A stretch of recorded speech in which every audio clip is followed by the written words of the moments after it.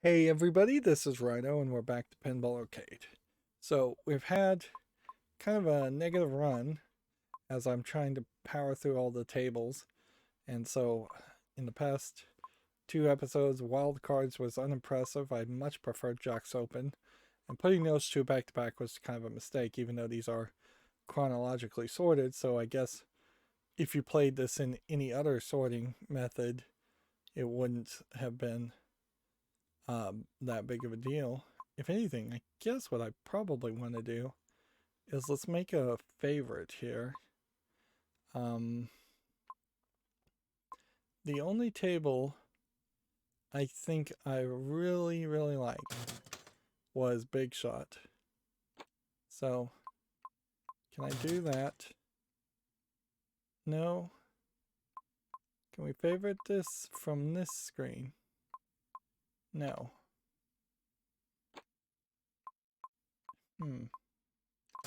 A just hit once. Nope. This is weird the way the menu works. Let me just use the mouse. Click that. When I click that, I can click the favorite. But I have to use the mouse. Today we're going to play Gorgar. Gorgar was the um, first pinball machine to ever have voice played back. It may very well have been the first arcade machine to have voice playback, but I doubt it. I imagine there's all kinds of other gimmicked mechanical elements that would have played back via um, some kind of vinyl technology like a record. Gorgar was 1979. It was designed by Barry Oursler, Oursler, a legendary designer who helped create many classics over 2 decades. His credits include Pinbot, played that one, that's good. Cyclone, decent. Comet, I'm not sure I've played that one. Space Shuttle, pretty good. And Jungle Lord. In fact, I would say his tables are fairly iconic in a style and in interesting designs. It's all very 70s and 80s as design. Gorgar was the very first talking pinball machine with a vocabulary of 7 words.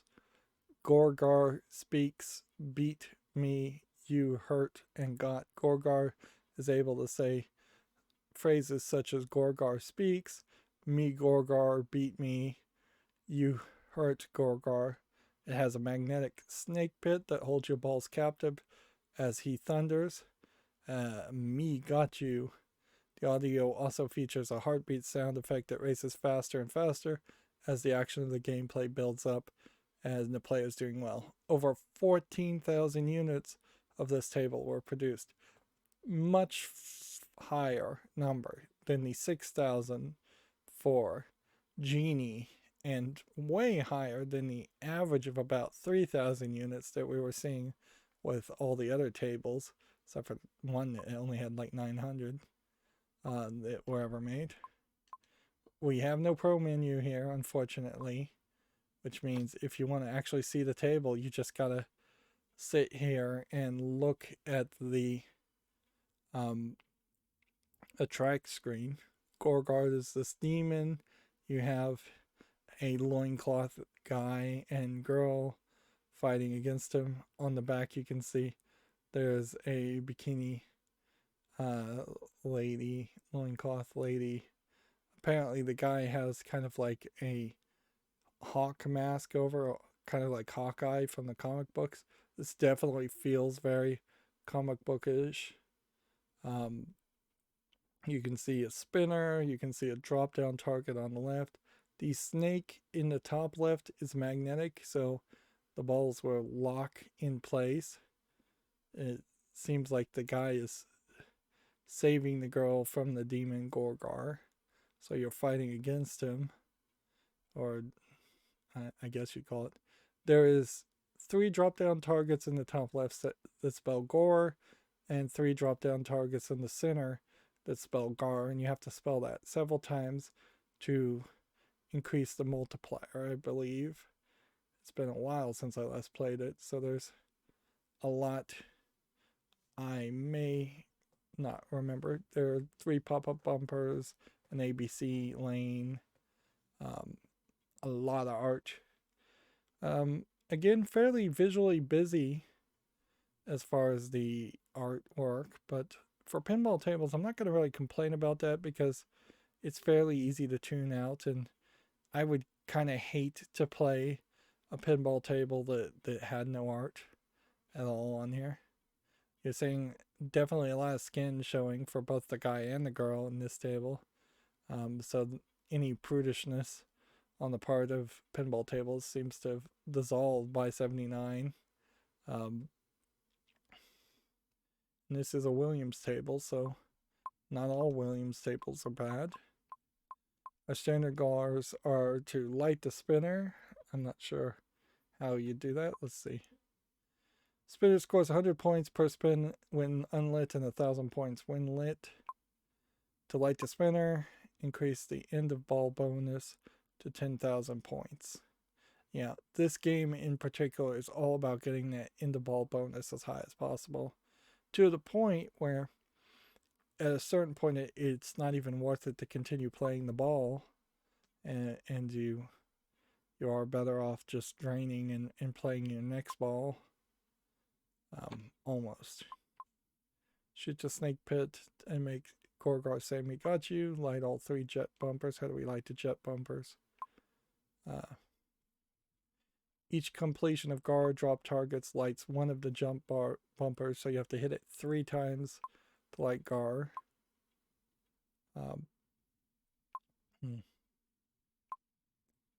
Let's see.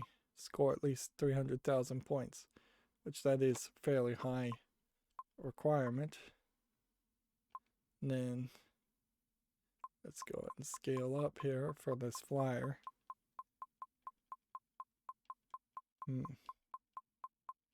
So it is a LCD screen, looking at the flyer, with 3 players, and then some more LCD like ball numbers. And then you can see, yeah, the lady is on this like sacrificial table, and the human in the Hawkeye helmet is saving the lady from the demon.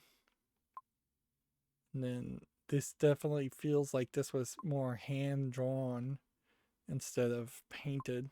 A lot of the backboard art and art for pinball tables were originally hand painted, and may have been, even in the final iteration, hand painted instead of, say, printed or transferred over to like a vinyl print or anything like that.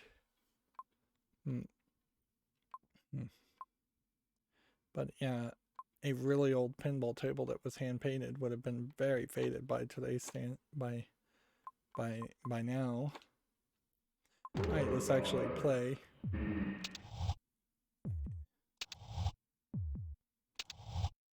The heartbeat, I imagine, could be fairly annoying. I also have a different skin enabled on accident.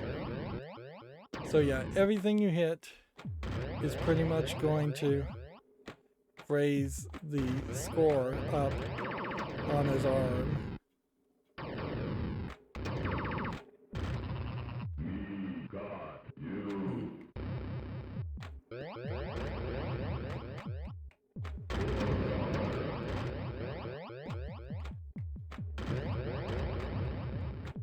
So you kind of have to be kind of careful about the heartbeat,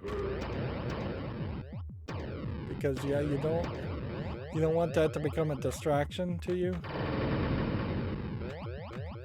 You're still not switching the lanes, which are lit up, which aren't, with the flippers. But this definitely feels much closer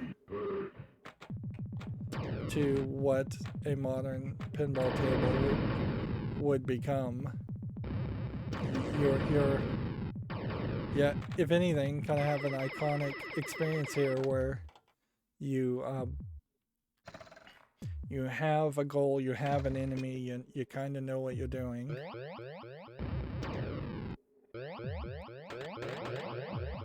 I had 2 of the 3 bumpers lit up there.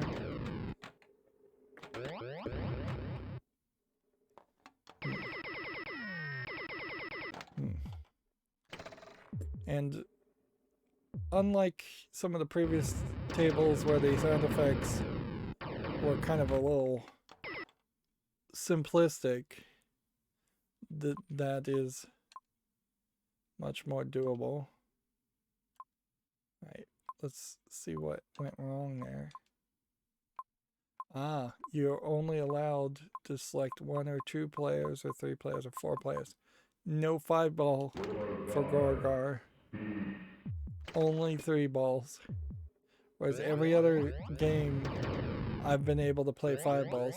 Although maybe that is a case where it would just ruin the game terribly if you were able to play 5 balls. We still don't have kickbacks at this point. We still don't have center pegs or ball savers.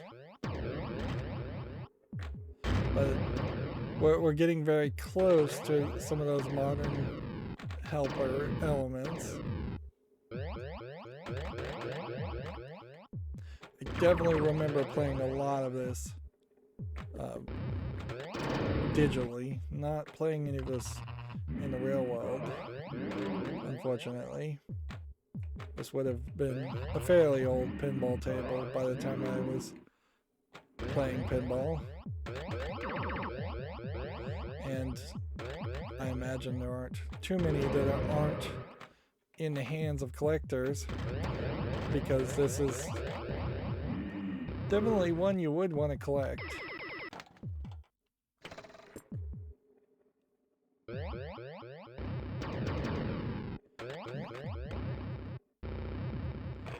You can definitely see how this is a experiment in sound effects more than anything, too. The goal here is to have the sound effects, experiment with sound effects.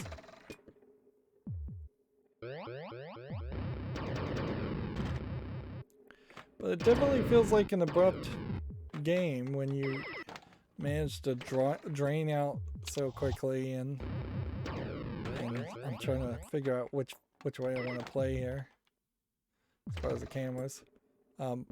If you drain 2 or 3 balls, this is not the camera angle you want. You want to be, you don't want the camera moving around. There's something weird about the numbers, the way they're displayed at the end of the game too. They're not being displayed like LCD images. Yeah, I may have played a lot of this trying to get the standard goals and wizard goals done in the previous pinball game that I played digitally. More than I played a lot of this because I just absolutely loved it. That being said, I do like Gorgar. It can get noisy, it can get annoying, certainly. The heartbeat is a little over the top.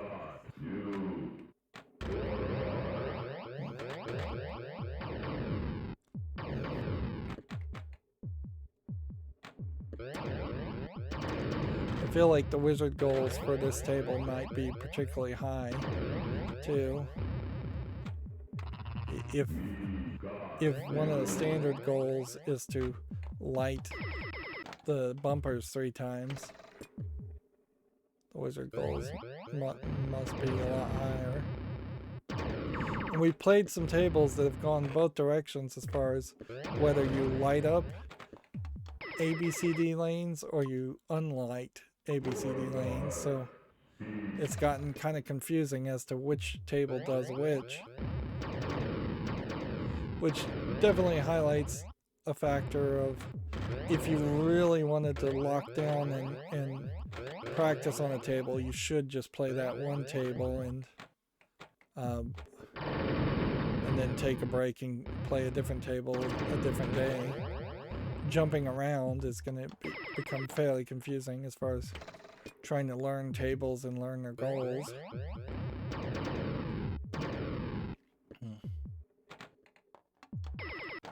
And I am just draining a lot. Gorgar is kind of the perfect bridge table, really. It has an experiment in new technology, and yet it's limited to 3 balls and is still very much not a easy table to play, or a table designed to let you play for a long amount of time.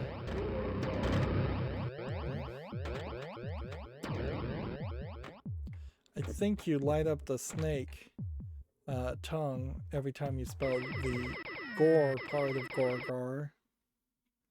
Yeah, and see, just feels like that's a visual glitch there. That this table's just not even designed to be at 1080p, or the game itself is a little glitchy. I wouldn't be 100% surprised if tables like Genie and Big Shot and Central Park and Gorgar are tables that existed in previous versions of their games, and that's why they don't have pro modes. See, even that doesn't really make enough sense.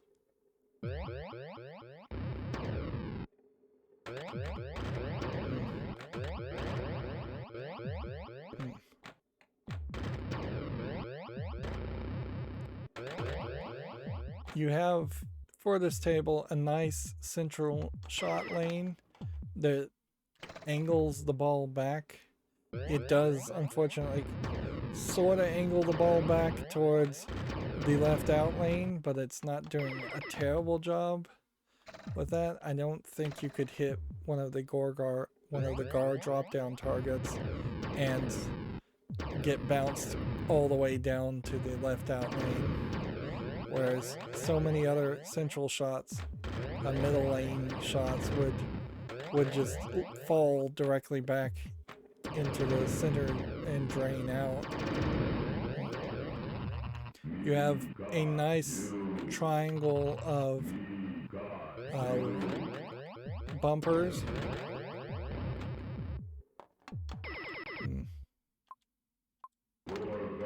And if I could just play 5 balls, when you look at the front of the pinball table, it also looks like a fairly old-fashioned coin acceptor. But yeah, that kind of sucks too, I guess, if you think about it, is that even in the looking around zoom mode, there's no way to see the side art of the table and walk around it and like get something of a real world experience of looking at the attraction and art that would be on the side of a pinball table. Yeah, if there was just a way to fund Pinball Arcade a little bit better and come back and do it a little bit better, you could make a game like this in VR and potentially make it a lot more interesting, or maybe not bother to have the gimmick of VR, but put a lot more polish on it.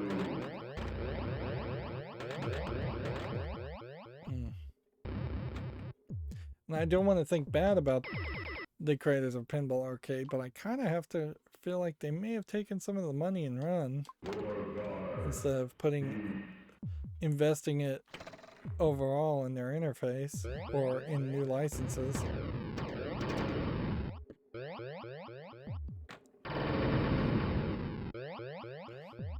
I guess in comparison, if I was going to try and make a collection of arcade games, which there's been several of those, that they've been fairly awful too.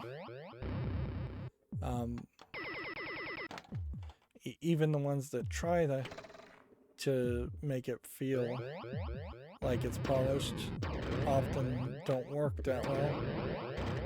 I recently covered like the Sega Genesis Master System collection of games on Steam, and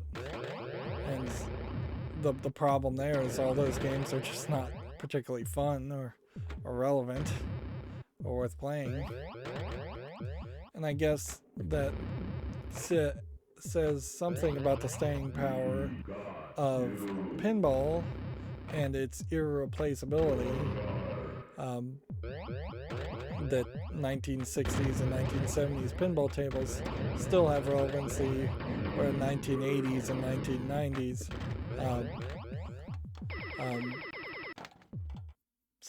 Sega games and NES games, a lot of those don't have relevancy.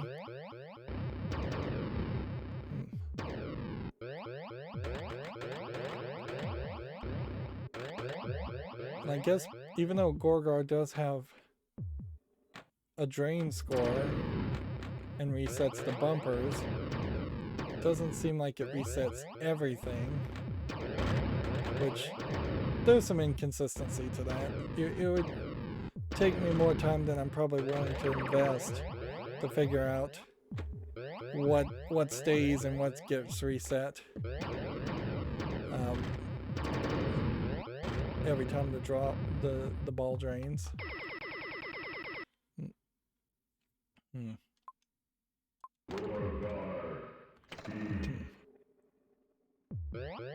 Feel like I still haven't gotten a high enough score.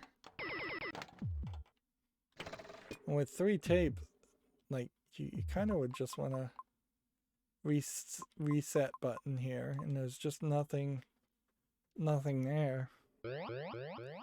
And just as a time saver, just being able to reset would be great.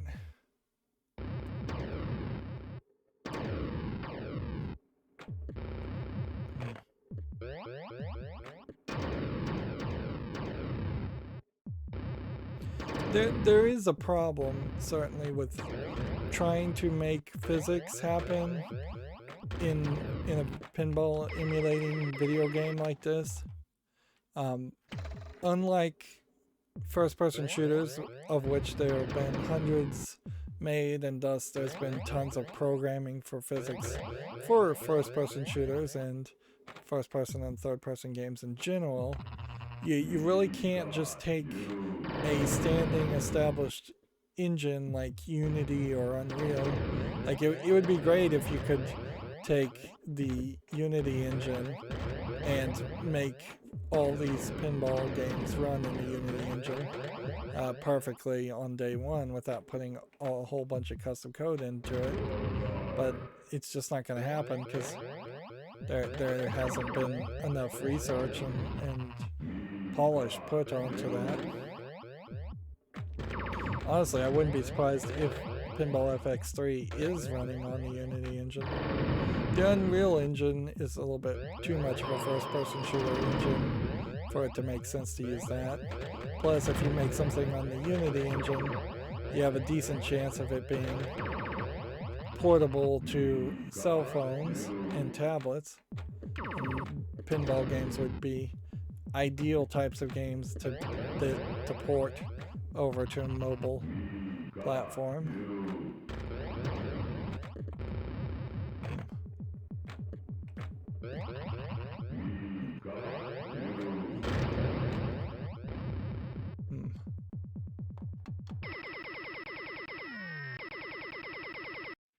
There is kind of a problem when you start to get really high scores too, is that you'll sit there forever in Gorgar and it'll just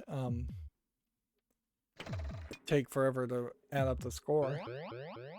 They did a nice job with with integrating the back art, the table art, with the lights, where the score goes up and down the arms of Gorgar. And this table scores in a different way than a lot of the other tables we've been looking at because it will just jump up by 3 or 4 points when you do one thing, instead of only jumping up by 1 point or 10 points or 100 points.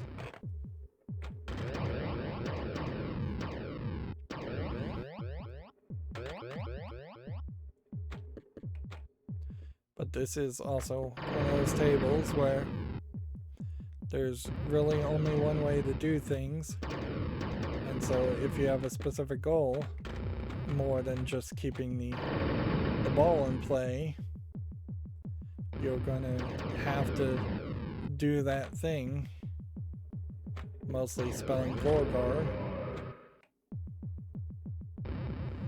and avoiding the outlanes, of course.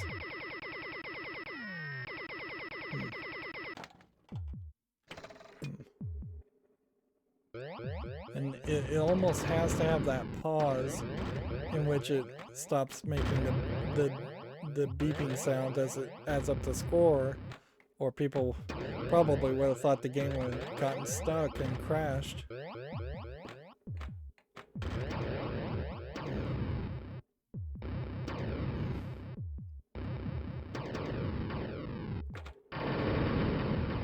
This right lane with the dragon is great because it feeds right back to a very safe location, which means if you just want to shoot up to that right lane, you'll do very well.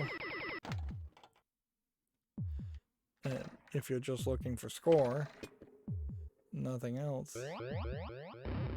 Or if you're just looking to keep the game in play, the ball in play, and nothing else. Plus the angle and location of Gar is kind of in a nice enough place where you can hit it with both flippers, or at least you have a chance of hitting the drop down targets with both flippers. I'd say the gore part is the more difficult shot of the three, because you really have to follow that wall.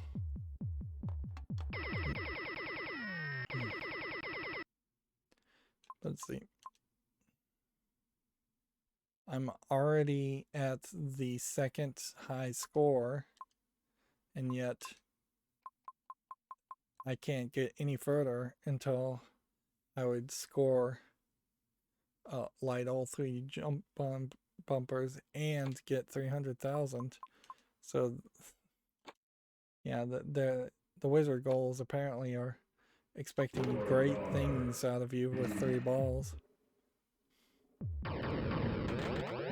This is also, I think, the first table to have a drain if you undershoot the plunger, instead of it just going back to the beginning.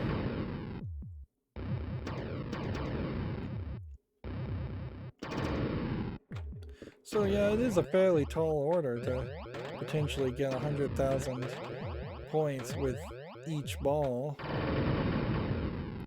Not crazy by any means, but not super easy either.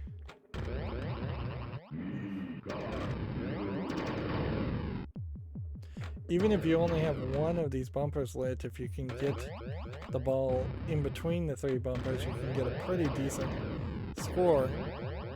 But my experience with this table is it's fairly difficult to pull that off.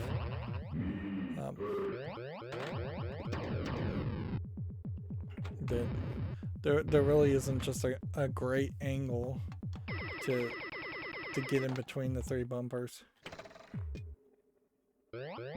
But they do work fairly well for your occasional shot.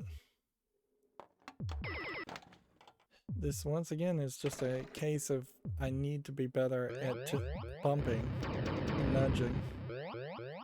And undoubtedly there were some arcade owners out there that would have thrown you out of their arcade if you nudged a pinball table even a little when they clearly designed the table, some games to require nudging.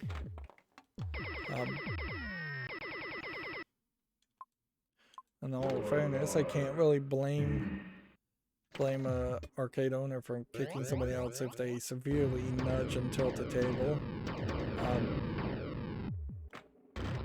But that's usually not the goal, and tilts pretty much existed from day one.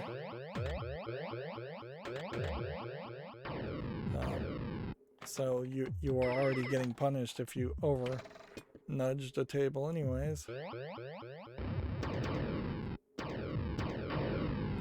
And undoubtedly, there must have been at least one person out there that nudged the table and had the legs buckle and bend right out from the bottom of a pinball table.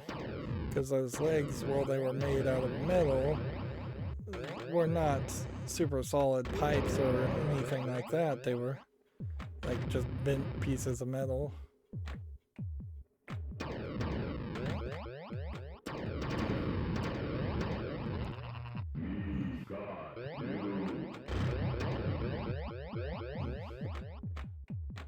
And pinball tables are heavy, to say the least.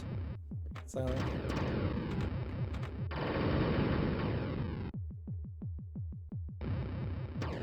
but it definitely that wasn't something that happened habitually by any means. There we go. So I got all 3 bumpers lit finally.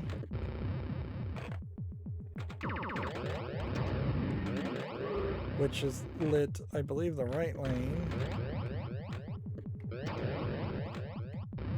Pretty much I just want the ball to get up and stay up now.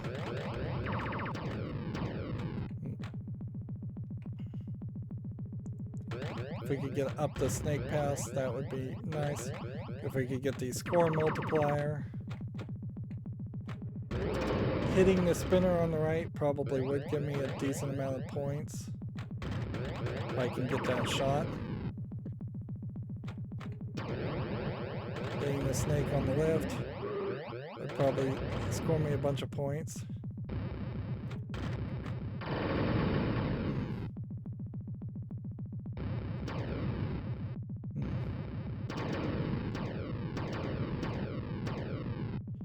We are close to getting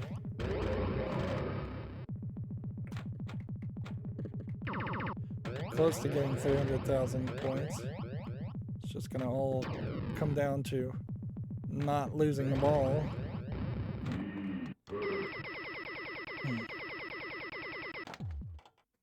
Alright, one more ball. Everything's lit up. I need 12,000 points. That's all I need. So just don't bone it up immediately. We lost the 3 bumpers. 3,000 points short. Well, that sucks. This does go to highlight an issue, certainly, where there really wouldn't be a problem with just telling me what the wizard goals would be after this. Like, even if I can't unlock them until I do the standard goals, there's a decent chance that if I did get up to 300,000 points, I would have done a lot of other things for the wizard goals too, so I might have to redo them. It is crazy that you have to have 300,000 to unlock the wizard goals. For Gorgar, yeah, it's a good table, but it's an old table. And in a weird way, it's kind of an old table of the 80s generation, even though it's a 1970s game. Whereas if I was to come back and look at a 60s game, for instance, yeah, the graphics are just glitching all over the place as far as the fonts. Like, the simplisticness of this table has this kind of quaint feel to it and effect to it, and and it does have just kind of an interesting idea. Same, I think, is true to say for like Big Shot, where Big Shot is quaint and simplistic, and there's just not a lot going on that table. So there's kind of a lot to like in its simplisticness and in the fact that you're not getting a whole bunch of random wild shots. I would still say Big Shot probably is one of the best laid out tables that we've played so far, is in that it is very hard to hit that out lane and drain, and fairly difficult to shoot a shot directly up the center um, and have it fall right back downward. But I would say I want to put Gorgar as a favorite. It is one I would want to come back to. That being said, I don't know. Wonder what it says. HOF score? Is that supposed to be high score? How could a high score be 198? That doesn't make any sense. High score of 84. I don't understand what this HOF score stands for. Interesting. Must stand for something. Clearly, though, we have a problem with the game just glitching, and it needs to exit and relaunch before it crashes. Yeah, I like Gorgar. It's not really much of a game, though. 30 minutes in, and you've kind of had your fill. Also, probably, like, I am just now in a different situation than what I was in when I first started covering these games. When I first started this, my internet was out and I had nothing better to do. Now that my internet's back on, and I've played through, let's see, how many have we played through? 11, well, 10 tables so far. It's kind of getting a little repetitive playing so much pinball. I do like pinball in theory. Is this Pinbot? Yeah, that's Pinbot. Oh, good. So we're going to do Paragon next. And I wish there was a way to hit A and then go forward. Black Knight's a great table too. Oh yeah, we're going to start hitting some real classics after Pinbot. Black Knight, and then Pinbot. Black Hole, I think, is a fairly classic too. Early 80s pinball. Flight 2000 might even be a pretty good one too. And a lot of these tables, they like, don't discount Paragon yet, and don't discount some of these other tables I'm skipping over. There is a decent chance that I start looking at these later tables and realize, oh, I really like these tables. I've just never played them before, because I definitely know that there are several here I have never played. Let me see if there is even a table I could immediately discount as being pretty awful once we start getting further down. Class of 1812. That seems like a weird name. Doctor Who. It almost feels like Doctor Who should be more remarkable, since it is a Doctor Who game. Although 90s era Doctor Who would be kind of in the middle time in which Doctor Who had been forgotten about. Rescue 911 might be nothing. Theater of Magic, I remember playing that quite a bit. That was a table I played that was very broken. If anything, No Fear might be the one to discount, if there even is a certain one to potentially discount. I don't even know what that's supposed to say. That just looks like a logo. Safecracker, Junkyard, I remember playing those. No Good Gophers. Starship Troopers might be nothing. There is still a number of pinball tables here that don't have pro modes, so the ones without pro modes might be the ones to discount. The new Star Trek table might be nothing, but I think even that is probably not realistic. And then another Doctor Who table almost certainly would be good. If anything, some of these new ones, like Big Buck and Whoa Nelly, might be the tables to discount more than anything else. And I guess the Zeros era may also include 2010. And I guess they probably just don't have a 2011